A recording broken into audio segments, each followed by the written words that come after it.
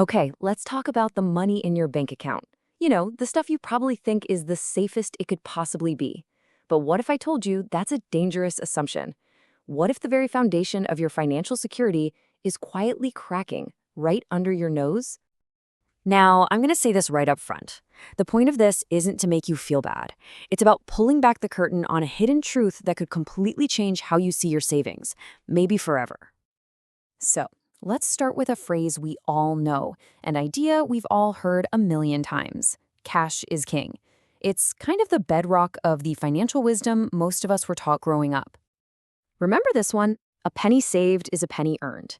Our parents, our teachers, pretty much everyone told us that the smartest, most responsible thing you can do with your money is just tuck it away, put it in a savings account. It feels safe, right? It feels responsible. But what if that's only half the story? And that brings us to the other half of the story, something we could call the silent decay. See, there's this invisible force that's always at work, quietly eating away at the value of your hard-earned cash. That force has a name: inflation. And honestly, the best way to think about it is like an invisible tax on everything you've saved. Every single year, as the price of, well, everything goes up, each dollar you have saved buys a little bit less than it did the year before. It's a slow burn, but over time, its effect is absolutely devastating.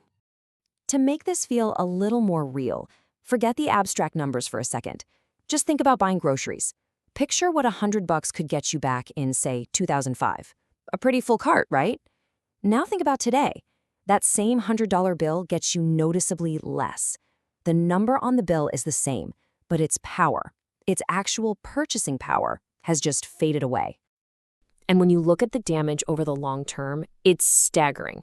That $100 you so carefully put away in 2005, by 2025, it only has the spending power of about $60. You haven't spent a dime, but you've effectively lost 40% of its value. That is the silent decay in action. So this brings up a really big question. If our money is just sitting there losing value, what is it actually doing in the bank? Well, the answer might surprise you. Your money has a real job, and it's probably not what you think it is. I mean, have you ever really stopped to think about it? What happens the second after you deposit your paycheck? It doesn't just sit in a little box with your name on it. Oh no, it goes to work. The real question is, for whom? You see, the bank's business model is incredibly simple. Step 1, you deposit your cash for what you think is safekeeping. Step 2, the bank immediately turns around and lends your money out to other people for things like mortgages, car loans, business loans at a much higher interest rate. And step 3, the bank just pockets the difference. They are literally using your money to make money for themselves. Now, let's put some rough numbers to this. Your savings account might be paying you, let's be generous, 0.5% in interest. But if inflation is running at, say, 3%, you are actually losing 2.5% of your purchasing power every single year. You're running on a financial treadmill, and you are slowly but surely going backwards. So what are you really getting in this deal? It's not growth, that's for sure. It's a trade-off. You get liquidity, the ability to get your cash quickly if you have an emergency, and you get safety from, say, bank failure, thanks to things like FDIC insurance.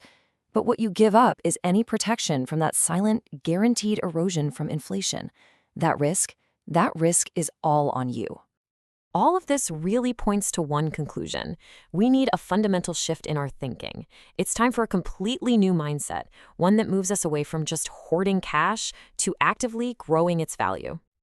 So this modern approach sees a huge difference between cash and assets.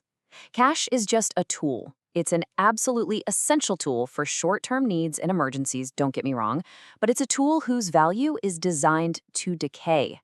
Assets, on the other hand, are things that have the potential to grow in value or produce an income over time, things like a business, real estate, stocks. Their whole purpose is to outpace inflation.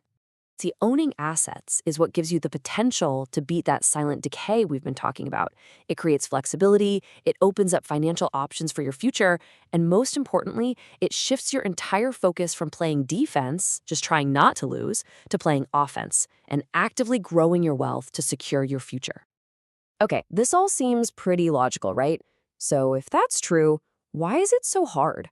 Why do so many of us cling so tightly to cash, even when all the numbers show it's a losing game? Well, the answer isn't in our bank accounts, it's in our brains. It comes down to this really powerful psychological quirk called loss aversion.